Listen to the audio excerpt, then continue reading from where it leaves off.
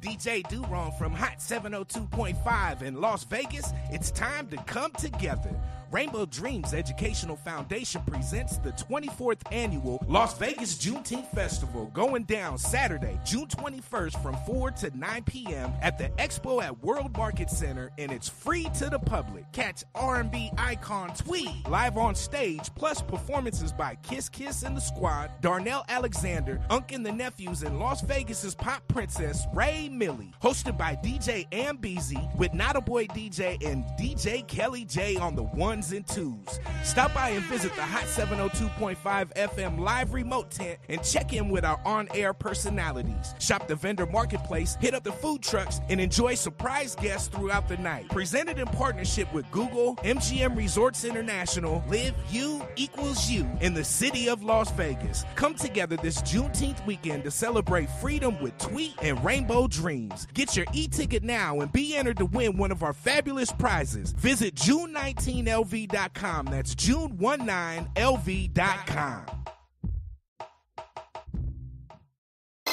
Keep your radio dial right here. You're locked into the hottest news station on the planet. Hot 702.5 in FM sound. Blazing today's hip-hop, R&B, and pop music. Keeping your radio on fire. Bringing you the hottest, realest, riskiest talk shows live 24/7. Live on hot7025fm.com. What's going on, everybody? It's your main man, 360, the poet from the Morning Wood, and I'm here to talk to you about the Sci-Fi Center. It's your Vegas home for science fiction, horror, and fantasy. From comic books, toys, and posters to movie screenings and live events, they've got you covered. Located at 900 Cameron Avenue, Suite B209, give them a call, 702-900-4335, or reach them at thescificenter.com.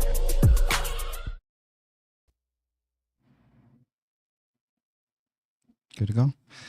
Happy Thursday, everybody. That's crazy. I done came in here and forgot how to do the show, forgot what I'm supposed to be doing.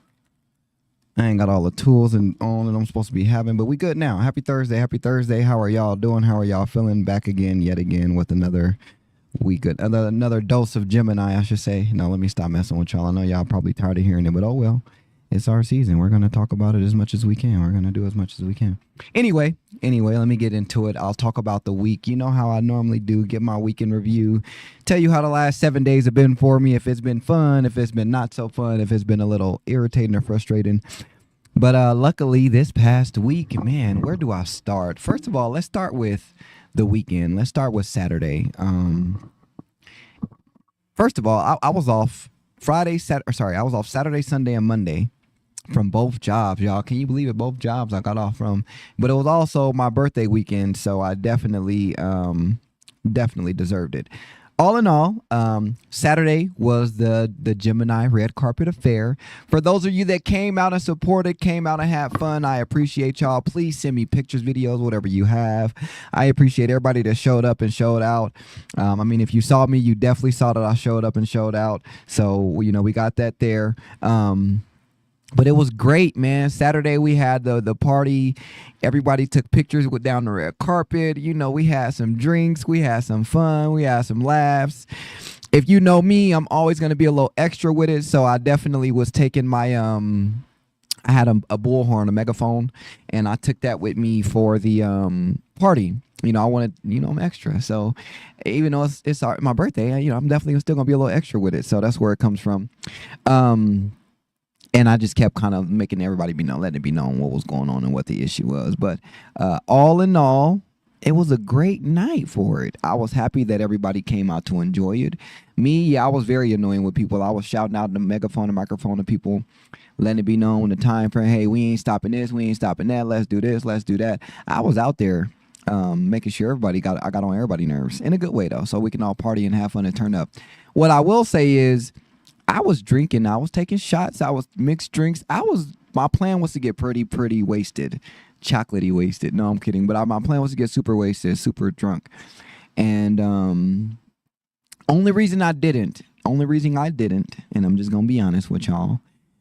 Around 10:30, 10:45, I started to notice that Diamond was she was very drunk. Now, mind y'all, if you know Diamond doesn't drink, Diamond doesn't smoke. She's like as square as they come, and I mean that as a compliment. But on the night of my birthday, she was out. Hey, listen, it was them adioses. She thought, you know how adios sneak up on you. So she had one and it tasted good. And she was like, oh, I could do this. I could do that. And after about 4 or 5 of them things, she was out of it. But she was partying the whole night, dancing, having fun. She was being social. Like, it was just a different side of her that I never got to see. So it was good to see that part. Yeah, everybody's like, oh, why, you should have been upset. You didn't get to know. I got to see her in her natural element, having fun and enjoying herself. So because of that, I'll give it a pass because I was happy to see that. So I'm not mad about it at all. Everybody else that was there, nobody else really. I'm not gonna lie, I didn't see anybody else that really was too drunk. Everybody else kind of was like having the perfect amount of time, perfect drinking, perfect amount of liquor, perfect amount of partying, But Diamonds, she was a newbie. She didn't really know how to drink like that. So she thinking if she drinks some because they taste good, ain't nothing gonna happen. But she fucked around and she found out. I will tell you that much. But the birthday party, it was, man, I just can't seem to say it enough. It was amazing. It was great. If you saw me in the pink and gold. Everybody was like, man, I don't know about pink and gold. And then you had to see me to understand I put it together. Hey, remember, this is what I do. I dress to impress, but I dress to impress myself, not y'all, if that makes sense. Y'all may like the outfits I put on, but anytime I put on a suit and I done changed up the color coordinations of it or made something different out of it, it's because I thought it'd go nice together. And typically 9.9 times out of 10, I'm always right, as you see. But if you would have seen me in the gold and the pink, if you got me on social media, you would have saw it and been like, yeah, you're right, it looked good. Because everybody that told me they don't know, they wasn't sure about it, as soon as they seen it, it was just like an instant, oh, actually, you know what? You pulled it off. I didn't think you could pull it off like that, but you did. That just goes to show, don't ever let nobody stop your shine. I don't care what it is you feel like doing or you want to do or got to do. Don't let them stop your shine. You can do whatever you need to, and everybody going to like it regardless. And if they don't, as long as you like it, it's okay. Because I'm telling you, the minute I put on my suit, look, I had everything together for about a week and a half prior to the party, but I can't tell you how many times I wanted to put the suit on anyway and just go outside because of that. But I didn't because, I was saving it for the birthday. I wanted it to be a nice, surprise for people when they seen it. They always say that pink it's different to wear pink. Y'all don't know if you could do it. I don't know. Well, one thing is real men wear pink, and I definitely pulled it off. It was great. It was great attire. Everybody else that came out, I'm glad that y'all came out dressed to support, dressed to impress. It was some of y'all out there dressed, and I was like, man, look at you. You out here doing your thing. You know what I mean? So I appreciate y'all to the max. After Saturday, though, Saturday night was the 7th, was the night of going into the 8th, which the 8th is actually my birthday, our birthday, but the 7th is when we did the party, going into it, because, who doesn't want to actually go in and bring their birthday in, celebrating it. So that was great to see and great to have. The next day, and because of everything, drinking so much, nobody thought I'd get up the next day to be at me and my son had a party at the mini golf at 11 a.m. the next day. And a lot of people were like, oh, I don't know if you're going to get up to make that. I don't know if you're going to be able to make that party. And I did it. It was me and my son's birthday, man. Of course I was going to get up and make that. Like, I don't know who made you think that I wasn't going to be there for that or I was going to be sluggish. None of that. We did an Austin Powers themed, Austin Powers meets Kiss, a mini golf theme. 70s, 80s colors and themes, right? Glow in the dark mini golf with arcade and all of that good stuff. Me and Junior, I was Dr. Evil, and of course he was my mini me. I got a picture of us doing that too. I'll post that later. But that party was good as well. The kids came out. They got their mini golf in for the first hour. Then they got the arcade in with a little bit of karaoke as well. We did cupcakes instead of a cake because Junior loves cupcakes more. And it's a lot easier for the kids to eat cupcakes than it is to do the regular cake. Plus, you don't have to cut nothing. But the cake was still nice. It was in a Gemini symbol. I got to show y'all pictures of the cakes I got for both birthdays. I think they were pretty dope, pretty cool. But it was a great weekend. After we did the birthday party at the Rio, the only thing that went wrong the day of the party was the fact that Pizza Hut waited 30 minutes before the birthday party to tell me they had to delay the order again because they had to send out a new driver because something wasn't right. Ultimately, they just had to give me my money back. I'm not finna deal with that. I'm good. But other than that, everything else went great. Everything was nice. It was fun. I had no issues, no problems whatsoever. So I got no complaints about that. I think everything went smoothly, and I'm happy about it. I'm happy that it went smooth. I'm happy that we don't have to worry about doing too much, or we didn't have to worry about doing too much outside of what we already done. And the fact that all the kids and everybody had a great time. I couldn't believe that Junior was doing karaoke. I'm going to be honest, 2 years old. And he was out there doing the karaoke singing. He didn't know all the words, but you can tell he was trying to sing along, which was great to see. So that was great. After that birthday party at the Rio, we went to the store. We went and got some food. We did a crab boil that night. You know what's crazy, y'all? I'm going to throw her under the bus for a little bit here, but not. I'm saying this to be funny. I don't really take it personal or serious. It's just me being funny. I'll say that ahead of time. We did a seafood boil, and I'm not going to lie, I was a little tired. So I told Diamond, I'm not finna take a nap. You can wake me up when the rest of it is done, or when everything is ready for me so we can make the plates and we can eat. And now, mind you, I don't remember nobody waking me up. I don't remember, and I'm a light sleeper. I don't remember nobody waking me up, no taps, no pushes, no nothing. And I was like, it's cool. You let me go to bed hungry, and you made sure you ate, so it's cool. I'm gonna remember that for next time. But all in all, it was just me being funny with her. It was just me joking around. I'm glad she didn't take it personal, because I didn't mean it that way. I was just really trying to be funny, create a little laugh or two, which I did. But after that, Sunday night, I woke up like 2, 3 in the morning. I never even ate the seafood. Actually, I felt like I went and woke up and grabbed Junior. Me and Junior put on some clothes, and we went to breakfast together, because we didn't get to spend any time alone with each other for our birthday to do something. So I took him to breakfast the very next morning, that Monday morning, so that way we had that time to ourselves, which it was still fun. It was pretty cool. But Junior's just attached to my hip in general. Like, that's nothing new and nothing about it. If he was here right now, he'd be wanting to sit in my lap. If I ever do the show remote or at home, I literally have to lock him in the room with his mom and him in order for me to be able to come and do the show. He is one of those kids where he's all about daddy. And it don't make it no better the fact that we got the same name, same birthday. Because then everybody y'all act just alike, but they just hating because they ain't twinning like we is. You know what I mean? All in all, gang. But that's my boy, man. We have great times together. I'm glad he's a daddy's boy like Terrence was and is. Terrence is still a daddy's boy too. But, Junior being a baby, he's a little more attached to the hip because Terrence is a little older. So he's learning what free will is in a way. He's actually kind of becoming his own little man, So that's pretty cool as well. But all in all, the weekend was great. Birthday parties went great. I had 2 parties for myself this year, back-to-back days. I had fun on both days. I mean, everybody was great. All the gifts I got, thank you so much, everybody that got me something. You didn't have to, and you did it anyway, so I really appreciate that. Everybody that came out to support my son on Sunday for his birthday, our birthday together, but his party, I would say. Thank you so much for that as well. He enjoyed everything. Shout out to my coworkers, Denise and Jay. I appreciate y'all because my son loves both presents. He loves the little Spider-Man, airplane thing that Jay got him, and the little actually Spider-Man airplane thing that Denise got him. Man, this little thing. Let me tell about this toy. This toy, it's the Spidey and Amazing Friends. It's like an airplane, but on the sides there's Spin and Ghost Spider. If you know, you know. But they're on motorcycles, and then you got Spider Peter in the middle, and he's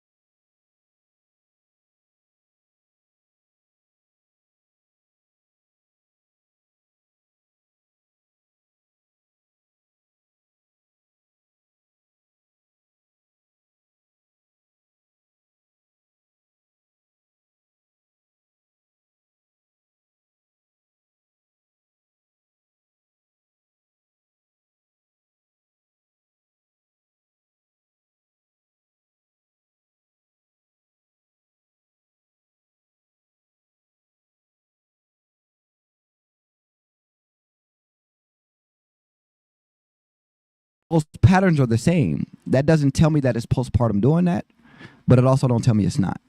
Does that make sense? There may be certain traits and patterns where you're looking and you're like, oh, yeah, like she may need some help with this or may need some help with that. All in all, I just think both parties need to sit down, mediate this correctly, take the feelings and emotions out of it, and just understand it's about the kid, right? Co-parenting is going to be co-parenting. I think social media is blowing up this situation way bigger than what it was, because in all honesty, this could be me and Diamond in the same situation, and y'all probably wouldn't have as much to say, right? I say that because it's not about who's wrong or who's right in the situation. It's about being a team and co-parenting together. So all in all, I think if both parties took the emotions of the relationship out of it to understand that maybe the relationship is over and we are just trying to co-parent, I think it'll go a lot better and a lot smoother. So y'all won't have to worry about some of these things. Yes, I think both parties need to be held accountable for what they did and how they acted and operated. That is completely true. But both sides need to be held accountable. Both. Okay? Not just one. Other than that, I don't really have too much to say about it because it's not my business. I really don't care too much about it. The principle of it is that they both just have some maturing to do, regardless of what's going on and what the situation is. They're both young, and they both have, room to grow. So let them do that and let them be that. I think, if I'm not mistaken, it's both of their first kid, right? And just like I say, there are people in everyday life dealing with the same situations when it comes to baby mamas, baby daddies, and y'all ain't batting too much of an eye to try to be in a business about it. So the celebrity business that y'all keep worrying about, like, I think it's time to just let it go and stop worrying about what celebrities are going through. You can never change what's going on with a celebrity or really get the actual information, the truth, or really from anybody. But with celebrities, you just have to remember, like, that's a whole different reality to them. Like, their reality is not your reality. But I think some of y'all get caught up in their reality. You feel like you can give opinions or you can tell them advice on what they need to do, when in reality you ain't even got your own shit together. So I say that because it's like, yeah, it's cool that we want to give out advice and we want to try to tell people what works best, but let's be real. Like, are you following your own advice? Are you taking the same advice you're trying to give out? Are you actually in a position to be able to give that advice out? No. So I think we should all just kind of mind our business and let that go and deal with that then. Because again, what can you really say or do that's going to change that situation or outcome? Nothing. You're not about to go over there and try to be their therapist or coach. You can't do none of that. All you are going to be doing is giving your opinion. And last time I checked, opinions are like assholes. Everybody got one. Just to be honest with you there. All right, I'll leave that alone now. I just wanted to kind of give a quick review on that. I'm just tired of talking about it. What's your opinion on this? What's your opinion on that? My opinion is they adults. They have the same issues everybody has in everyday life. Let them work it out. Whether they want to work it out or they don't, they'll have to sooner or later. All right. Whew. Now, the other day, I'll get into the next topic, our main topic for today. The other day, I was scrolling through Facebook, and me and Diamond were talking about, funny enough, we were talking about submission. And then this post came up. And now, there's about 90% of the stuff in here I agree with. Some things may be worded a little different, but I kind of like the way they were going with this. Will I say that they are, how do I say it, completely all the way 100% right? I'm not going to say that. I think this is also a case-by-case scenario when it comes to it. But I just like the topic at hand and how they kind of break some things down. I did talk to Diamond about some of this stuff because I was like, I want to make sure when I talk about this, I don't just sound like I'm being misogynistic. I hope, misogynistic. Because I never try to be that, but I do feel where some of these things are respectable when it comes talking about them. You just want to kind of get it out there. I'm gonna get right into it. So the topic says never marry a woman who thinks submission is negotiable. And I know right then off the bat, that's a trigger for people when they hear that, because you're like, oh, what do you mean? Did it never marry a woman if she thinks this? Let me just get through it. Any question, comments, or concerns, y'all can ask me in the comments later on, in my inbox, whatever. But I like this for the most part. Again, I'm not going to say I agree with everything, but there are a lot of this, majority of it I do. So it says, let's get one thing straight. Modern women didn't abandon submission. They just rebranded it. Now they call it mutual respect, emotional safety, or reciprocal leadership. But what they really mean is, I'll follow your lead if you do everything my way. So let's break it down. Respect must be earned is the biggest lie in modern relationships. You've heard it before. I'll submit to a man who deserves it. Sounds reasonable, right? Until you realize she gets to decide when you're deserving. She moves the goalposts every month. She always evaluating, never surrendering. So what they're trying to say is, the woman is pretty much in a way, it's in her ball. The ball is in her court. Sorry, the ball is in her court. She's pretty much telling you that you have to show her that you can be a man and lead before she can show you that she can be a woman or be feminine. That's not submission.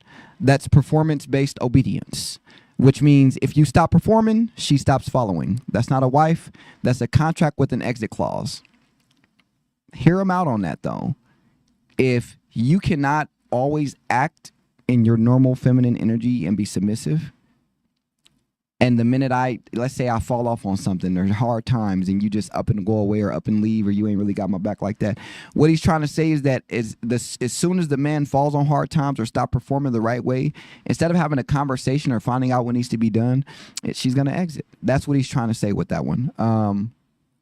Does that really necessarily is the truth for it? Is that really something that we need to, break down more of it? No, it's just kind of like, it is what it is. It's saying if it must be earned, it can be revoked, which I do like that, because a lot of things, if you earn it, it can be revoked. The minute submission is tied to your output, you're no longer her leader, you're her employee. She's not following your wisdom, she's grading your results.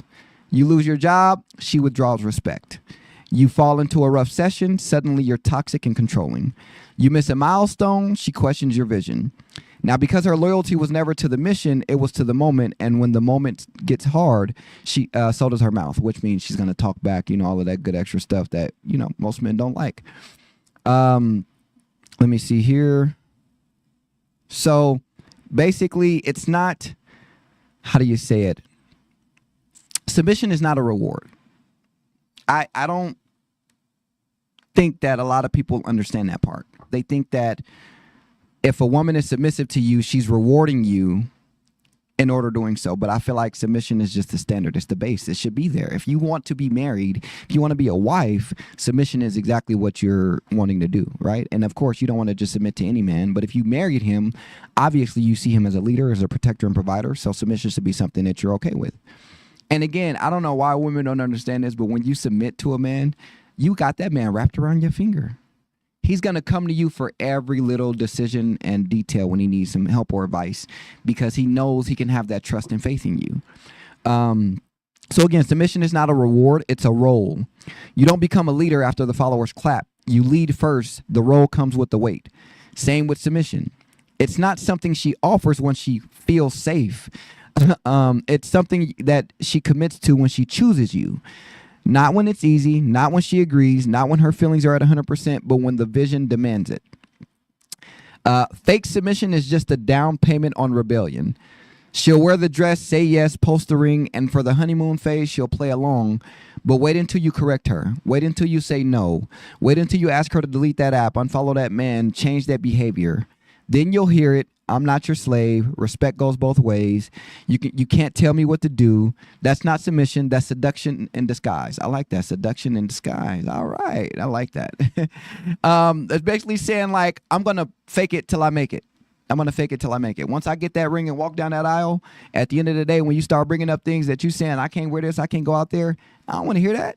That's what it's saying. She'd rather be combative than submissive. She wants commitment first, so she can challenge you later. So it's the modern formula. Be soft until the ceremony. Be sweet until the kids arrive. Be silent until the house is in her name.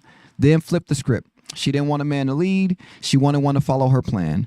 So she fakes the role, secures the benefits, and then says, I've changed. No, she didn't change. She revealed. This is the one I'm kind of 50-50 on, right? Because there are some times where, and I'm not downplaying the men, I'm not trying to make y'all seem like y'all don't know what y'all doing, but sometimes some of these men are okay with this type of woman, with the one that is just gonna play the nice role and play the part until things get where they need to be. Some men are okay with that. So I don't necessarily hold this one, like you say, in a bad weight or bad name for it, because honestly, it happens so much and they're okay with it so much. Like, how can I really disagree with that? Like, I can't really say like, oh, well, this is a problem when there are so many men that are allowing it. Does that make sense? If it's being allowed so much, I don't feel like I have a place to be like, oh, well, this is kind of unfair. I feel like at that point, I got to shut my mouth up and just understand reality. You know what I mean? But hey, all in all, it's a different story. A confident man never has to have a conversation about submission with his partner. The male partner knows that he submits as a leader as well. Yep. You see, I told y'all. That's the thing about it. Typically, I agree with that part about a confident man should never have to have a conversation about submission. I agree with that. I think part of it is like, it just comes with the energy, right, that you give off. So I like that. I do like that. But it also goes to the point it says, like they say, because a man knows that he will submit too. That's why I go to. It's a mutual respect when it comes to that. Going off of that, I agree. Like if we are on the same page and we understand that, we shouldn't have to have conversations, but it's also a two-way street. So me giving in, you giving in to me would also lead me giving in to you, or vice versa, however you want to put it. But I like that. I like how that was worded. Thank you. A woman who truly submits doesn't wait for conditions. Real submission says, I trust your leadership even when I don't fully understand it yet. Fake submission says, I'll follow you when I feel like it. But there's the brutal truth. You can't build a kingdom with a woman who negotiates obedience. Because when the battle gets fierce and the vision gets blurry, you need her anchored, not evaluating. Now, this one, I agree with 80%. 80. Now, I'm only saying that because I feel like there are some times, make it easier. For example, when it comes to certain things, let's say if I got a degree in physical therapy, but she's got a degree in actual as a therapist, or, mental health. When it comes to certain problems with the kids or something, I may not know what to do. So sometimes I'm going to come to her because she's better at that than I am, to let it be known, hey, look, what should we do about this? Like, these are the stipulations. This is a situation. Where do we go from here? Because your expertise is better in that field than mine. So I don't know. The way that is worded just kind of rubs me a little bit differently, because it says real submission says, I trust your leadership even when I don't fully understand it yet, which I get that, because you don't understand it, but just let me lead and I'll show you that that the path is the right way. This path is the right way. But the one that says, I'll follow you when I feel like it, I think what they're trying to say is like, of course I'll follow you.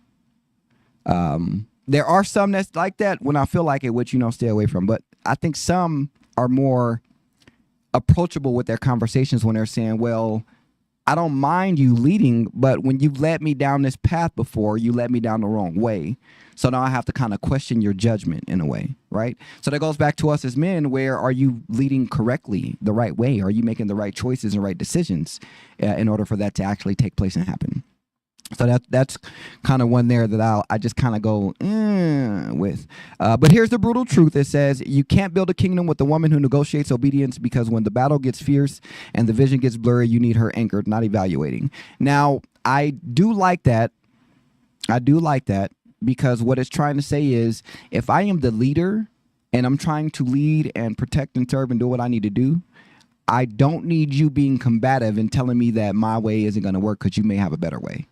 It doesn't work out that way, especially in a situation where you've never been involved in, and I'm better fit for it. Of course, going back to it, if there's a field of expertise where I feel like you're better at it, of course I'm going to come to you first, because you'll probably have a better solution than I do, or we'll put our heads together to make a better solution, all in all. But again, it's all about submitting. Final word. Oh, this is the one that I've been waiting to get to. Okay, final word. If her submission is a bargaining chip, you're already in a power struggle. True. Modern women will say, I'm submissive when it's earned, but imagine a soldier telling a general, I'll follow orders once you prove you're right. Imagine a passenger telling a pilot, I'll stay on the plane if you explain every decision. That's not trust, that's tension waiting to explode. And in marriage, tension destroys direction. So here's the rule. Never marry a woman who thinks submission is a prize, because the moment she thinks she owns the leverage, she'll spend the whole marriage proving she should be the leader, and your vision will die under her conditions. Okay. But also, because I like to play devil's advocate so much, just going back to it, you have a lot of men that are okay with women being the leaders. Hey, it may not work for you in your relationship or your marriage, but there are a lot of situations out here in relationships or marriages where the woman is the leader and the man is just submitting and following her lead. It works for them. We are not the ones to sit up there and say, well, that's not fair. The man's supposed to be the leader. He's supposed to be the head of household. He's supposed to be the one to, if it's working for their marriage that she is the leader, so be it. They could be having the best, happiest life in the world, and you don't know about it, but you're just assuming because of the genders that they aren't, which, how can you really assume that? You don't know anything about their life. You don't know what's going on. You're just assuming what you do know. So I'm not going to agree with it I'm not going to disagree with the fact that that's a possibility, because I know that it is. I can see that. I understand that. Also, when it comes to being submissive, I think a lot of people have the idea that when you say you should submit to a person, that is just shut up and do whatever they say. That's not really how submission works. It's more so of understanding that you all have roles and to play, right? Rules to follow. What is the word I'm looking for? I can't think of it off the top of my head. But all in all, in a marriage, there are positions that we all have to fill, that we all have to be in. And being the husband or the wife, you don't just be tied to that position as husband and wife. You know what I mean? For example, me, I'm tied in as a father as well. I'm tied in, as a companion, as a therapist. I'm tied in as the playmate. There's more things to it than just those titles and roles. But what that means is I have to play all of my respective roles the right way. I have to go in the right direction, the right path. Because if I'm so-called the leader of this family and I keep making the wrong choices and decisions that keep putting us back and putting us in worse situations, in all reality, am I fit for the job? Am I right to be the leader? Am I right to be the number one head honcho in charge? In all honesty, you would think, damn, if I keep making all of these wrong decisions, you need to put somebody else in charge. Think about it from a sports standpoint. If you have a quarterback and for 4 games straight, he's doing nothing but throwing 2 to 3 interceptions a game. He's fumbling the ball or dropping the ball, losing yardage, getting sacked 5 times a game. After 3 or 4 games, they're going to bench him and put the next quarterback in. Hey, we know you do the first string, but we're going to go with the second string today because he been doing a little better than you have. You know what I mean? And I think that that plays with life. Like, if you're supposed to be the leader and you got your woman submitting to you, but you always making the wrong choices or decisions, do you really expect her to continue following you? Or do you expect her to be like, I don't know about this, man. Maybe I should take another road, another path. I don't think he really understand what he talking about or what he doing. Do you see what I mean by that? Some men will feel like just because I'm a man, you're supposed to listen to me. But if you ain't got no job, no hustle, you ain't trying to go in the right direction, you want to be lazy, still living with your mom, ain't got no car, no nothing, like, why would you expect a woman to want to follow you into nowhere? That's just crazy to me. Get up, get a job, get your shit together, and then you can have her follow you. You can worry about her being submissive. But until you have the proper tools that are necessary for the role, why are you expecting somebody else to fill it for you? It's not going to happen. Until you get your shit together and get yourself together, then you can expect a woman to be there trying to submit and do what you want her to do. But you cannot expect a woman to play a role you're not even fit for. You can't be a leader and want her to be your follower.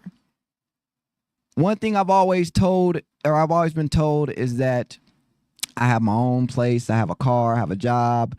And granted, like, thank you for acknowledging that part, but I don't feel like you should give me credit for doing something I have to do regardless.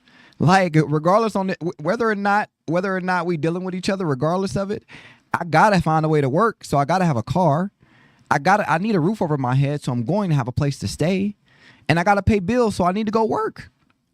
Regardless of all of that, that's the standards of being an adult. The basic standards of being an adult is having those three things: a car, job, and a place to stay.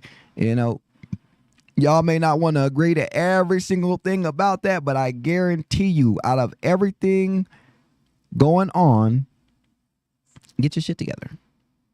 You want to be a leader so bad. Where are you leading somebody to if you ain't got nothing going on for yourself? I don't feel bad talking to y'all like that, because at the end of the day, somebody got to be real with you. Because if you steal, especially if you listen, this is what I will say. Anybody over the age of 25 that is just sitting at home on their parents' couch or at their parents' house still not doing anything to do better, do better. You have to. There is no way that you are that old and you have no motivation to do better. You can't be in your late 20s, early 30s still living at home with your parents. Now, if we had hard times and things have happened and you had to fall off and you needed to go back there, that's a different story, and I understand that. I get it. Okay? You need some time to get back on your feet. But if you've been there since you were born and you ain't made no effort to get up and get out, or you're not in school or doing nothing productive, what are you doing? What are you doing? This one is mainly to the fellas, though. Y'all are really out here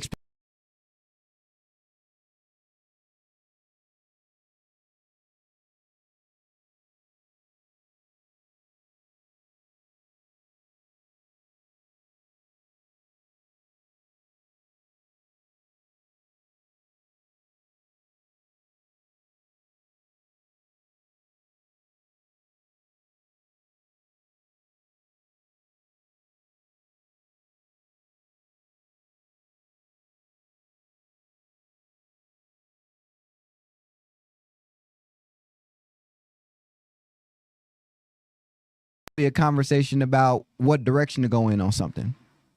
Does that make sense? Because she ain't going to argue with me when I'm taking care of home. She ain't going to fight back. She ain't going to trip. She ain't going to complain. What can she complain about? I make sure her life is easy peasy. She'll never hear me. And I guarantee you, she's been a stay-at-home wife for, a year and a half now? I guarantee you she won't name you one time I ever threw that in her face about the fact that I bring home the money and pay the bills. I'll never do it. There's no need to. What am I going to get out of that? What? Nothing. Nothing at all. So what's the point of bringing it up? She at home with the kids all the time. That's a hard enough job as it is. I go out there and work the 9 to 5s, make sure everything is good. You make sure the kids is cool. That's it. Teamwork makes the dream work. You know what I mean? We have roles to play and we play them respectively. Some of y'all really don't want to understand or hear that, but I mean, hey, that's on you. You know, again, that's on you. You choose what you want to do. Me personally, I'm telling you right now, I'm not about to sit up here and complain to a woman and say, you're not following me correctly. You're not letting me lead correctly. And she's still worried about how the rent gonna get paid next week. You heard that? She's still worried about how the rent gonna get paid next week. Ain't no way. Ain't no way. Now, I understand if you living separately from somebody, y'all just boyfriend and girlfriend, I get it. I understand. But at that point, you shouldn't be asking her to submit to you because you ain't put a ring on it yet. Yeah, I don't mind you saying that, hey, she need to show you certain traits and values to earn that ring. I get that wholeheartedly, but you shouldn't be talking about submission still until that ring is on that finger. I'm just being honest with you. Submission, the Bible says submission is for your wife to do for you. That doesn't mean that, you can get your girlfriend to do it. And technically speaking, if you ain't married, you single. So why would somebody be submitting to somebody that's single? Y'all don't like that I be saying that, but I be dead serious to y'all. Like y'all come out here and so I didn't say this to rub it in nobody's face the wrong way, but somebody was trying to throw it in my face in a way about their relationship. And again, I feel like if you're bragging all the time and trying to promote that your relationship is great, you lying. I feel like there's some lies there, because everybody that's in a relationship or in a marriage relationship, they know that it's not gonna be fun and easy all the time. It ain't gonna happen.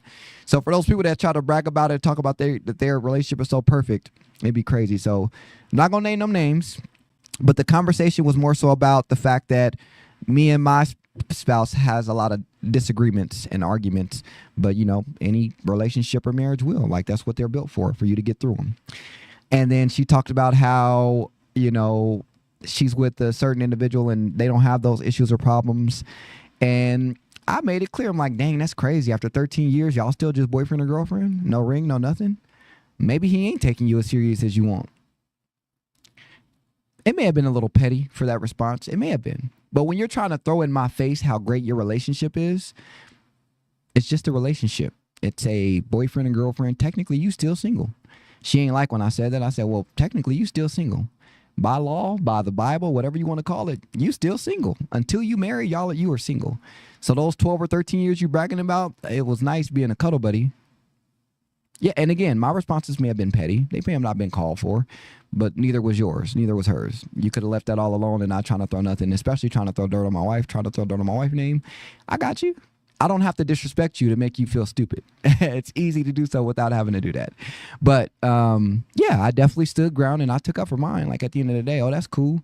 We have problems in a marriage because, you know, legally we're married. We're together. And we have issues that we work through and work towards.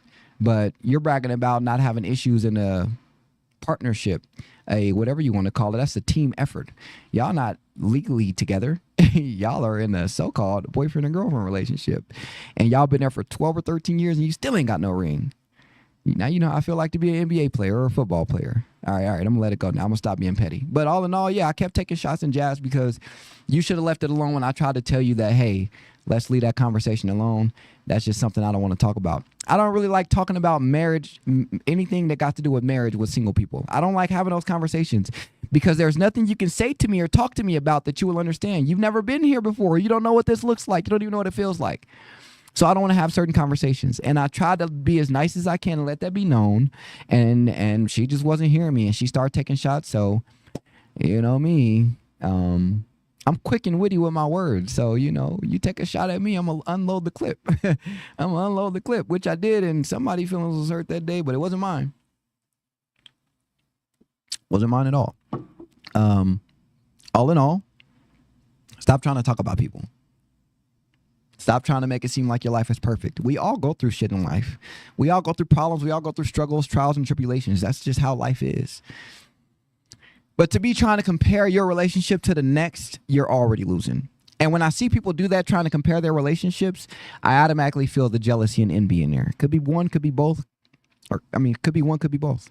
Doesn't really know. But I can see that. So I do my best to try to de-escalate it at first because I'm not trying to go and take it there. But if people get petty, you know, I kind of show them that that other Gemini, you know. They don't like it, but you ask for it. That's another thing. Don't send for me and I won't come for you, goddammit. Don't send for me and I won't come for you. Some of y'all don't understand that and get that, but I'll be here to remind you 100% of the time. If it's anything you know with me, when I try to de-escalate something or I try to be nice about it and you just keep egging it on or keep trying to tag on to it, cool. I'll show you the hellish side of me. I'll show you the dark sense of humor, the morbid side of me. I'll show you that, twin, and then you can kind of deal with it from there. Then you'll get upset, but remember, you shot first. I just shot back. I know sometimes I can be a little petty. I know it's not the best way to go about things sometimes, but I think it's needed in certain situations. Give people a piece of that humble pie. You know what I mean? They need that sometimes. They really do. They really do. But all in all, just to kind of go over it again with y'all, man, I just, I really think that when it comes to kind of like what was said earlier, when it comes to submission, I just think if you really have to have conversations about submission and submitting, I think you might be in the wrong place, right? I think you might just have to go ahead and take that L and just worry about the fact that maybe y'all aren't meant to be with each other. Again, personally, I think the confidence, it's the energy you give off when you're confident in as a man and what you're doing, to know that you gonna submit to me. I ain't got to tell you because you gonna submit. I'll tell you what kind of woman I want, and then we'll go from there. But I'm not going to keep talking to you about the same thing. That's just not how it's going to go. Once you see a couple of times, like there's been women in my life where certain things about their personality throws me off. You could, and I say this all the time because everybody loves Beyonce. You could be Beyonce, but if that personality is ugly, I'm going to go ahead and you can kick rocks. I'm good. I don't want nothing to do with you. I'm cool. That personality would tell me all I need to know. I don't care how good you look. I cannot be with somebody that has a horrible personality. I just can't. It's not in me. It's not around me. I can't do it. I'm sorry. Your personality will have to do some growing. Like if you're not a good person at heart, if your personality is malicious all the time, I wouldn't even want to be your friend. I'm sorry. There's been a lot of acquaintances and friends that I'm no longer friends with, and it's because their personality is just disgusting. I don't get it. I don't understand it. People are so evil and cruel in this world, and I don't understand. I don't understand it at all. I know it's a lot to deal with the fact that they got trauma that they ain't dealt with. They got issues they ain't dealt with, but man, oh my God, some of that shit is just uncalled for, and I don't know how y'all go through it or deal with it. Me personally, I stay away from it, and when I see you can't stay away from a negative path, I cut you off. And it's not cutting you off for you, it's for me. I'm sorry. I don't like negativity. Yes, I know how to approach negativity, and I deal with confrontation on the way I deal with it. But to sit up there and have to deal with that on an everyday basis, nobody want to deal with that shit. And if you do, something wrong with you too. Go get some help. Go get some freaking help. Both y'all go see a therapist or something. That's just weird behavior. You know, to me it is. Y'all may feel a type of way and say it's not weird behavior. I do feel a type of way and say it is weird. It is. So call it what you want, call it what it is. But I'm telling you, some things you just need to work on. Y'all need to work on. We all need to work on. And again, nobody's perfect. Okay? If you say you're perfect, show me somebody to say they're a perfect person, I'll show you a liar. Simple as that. Simple as that. Oh, okay. Well, you know, we'll see. No, I'm playing around. What I will say is, though, man, a lot of y'all, I love y'all a lot. Y'all may hear me come out here and talk my mess every week, but I'm not talking mess to y'all and talking down to you, or I don't want to say talking down. I'm not talking to y'all in the way of I want y'all to feel like I'm talking down or talking bad. I'm talking to y'all because I want y'all to grow and be better people and better individuals, especially the ladies. Like, y'all are so dope. I don't think y'all realize how dope y'all really are. I will be honest, I think society has kind of tried to dim y'all light in a way, which they can't. If you really know how you are as a woman, they can't dim your light. But I just think that these communication and comprehension skills that everybody working with, I don't know where we learn them from, but let's unlearn them and relearn it the right way. Because a lot of these problems that we have going on, we create them ourselves. Again, I mean, you are responsible for 100% of your own problems. But some things I think can just really be avoidable if you really put the work and effort in. You know what I mean? Anyway, that's enough for me today. I do appreciate y'all again for coming out listening to me. Shout out to y'all for that. I'll see y'all again next Thursday here again on the hottest radio station on the planet. Until next week, peace, love, and hair grease. I'll catch y'all next week. Keep your radio dial right here. You're locked into the hottest news station on the planet. Hot 702.5 in FM sound. Blazing today's hip hop, R&B, and pop music. Keeping your radio on fire. Bringing you the hottest, realest, riskiest talk shows live 24/7 on hot702.5fm.com.